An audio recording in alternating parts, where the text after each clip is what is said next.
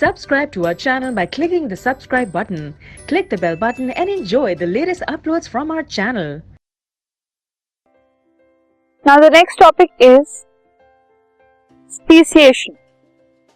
Now what is speciation?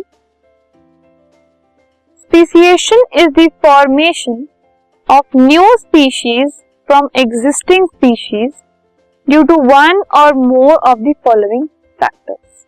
जब नई species form होती हैं पुरानी स्पीशीज से ही, उसको हम स्पीसिएशन कहते हैं. तो ये कैसे हो सकती है? इसके कुछ अलग अलग फैक्टर्स होते हैं. फर्स्ट है अक्यूमुलेशन ऑफ वेरिएशंस.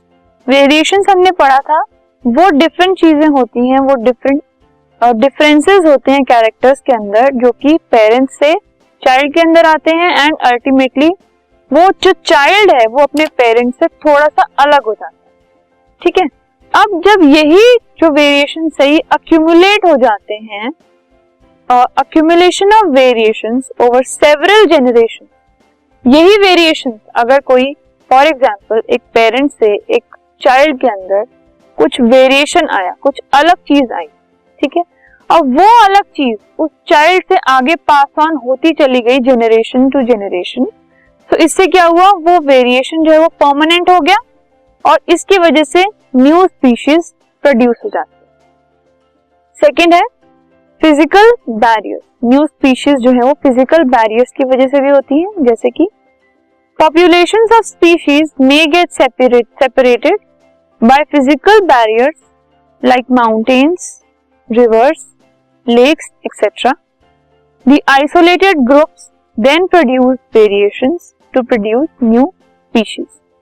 कुछ स्पीशीज की जो पॉपुलेशन है, जो अमाउंट है, वो अलग अलग हो सकता है. अलग अलग मतलब वो सेपरेट हो सकता है किसी माउंटेन की वजह से, किसी रिवर की वजह से, किसी लेक की वजह से. वो अलग अगर हो गए बाय चांस, सो अलग होने की वजह से वो अलग जगह पर सरवाइव करने लगे, वहां के फैक्टर्स अलग हैं. तो उन फैक्टर्स में नए वेरिएशंस हुए और नए वेरिएशंस की वजह से नई स्पीशीज जो है वो प्रोड्यूस हो सकती है. नेक्स्ट है जेनेटिक ड्रिफ्ट. जेनेटिक ड्रिफ्ट क्या होती है? It is the introduction of new members of same species in an area and it can produce changes in gene pool of population and hence new variations are produced which produce new species. Genetic drift मतलब genetically अगर नए member किसी भी species के एक area के अंदर produce हो जाते हैं, ठीक है, और इसकी वजह से जो पॉपुलेशन है, एक जनरल पॉपुलेशन है जिसके अंदर सारी चीजें सेम है, ठीक है, एक नया मेंबर ऐसा आ गया जिसमें कुछ वेरिएशन, ओके.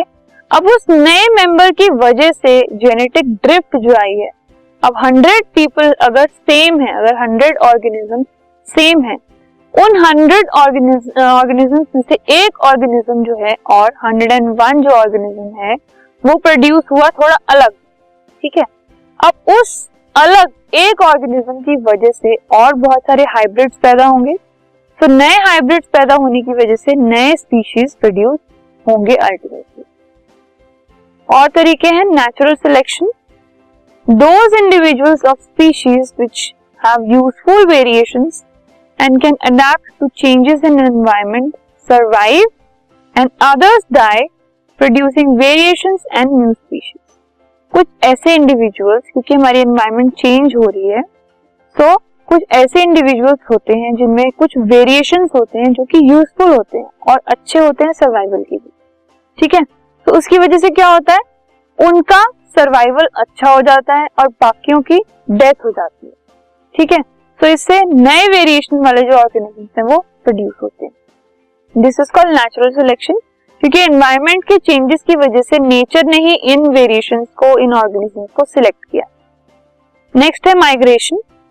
कुछ इंडिविजुअल्स किसी एक स्पीशीज के अंदर किसी नए ज्योग्राफिकल एरिया में माइग्रेट अगर कर गए, ठीक है, माइग्रेट होकर किसी नए ज्योग्राफिकल एरिया में वो रहने लगे और उनके एनवायरमेंटल चेंजेस में वो एडजस्ट भी हो गए, तो इसकी वजह से वो नए वेरिएशन प्रोड्यूस करेंगे एंड अल्टीमेटली नए स्पीशीज प्रोड्यूस होंगे.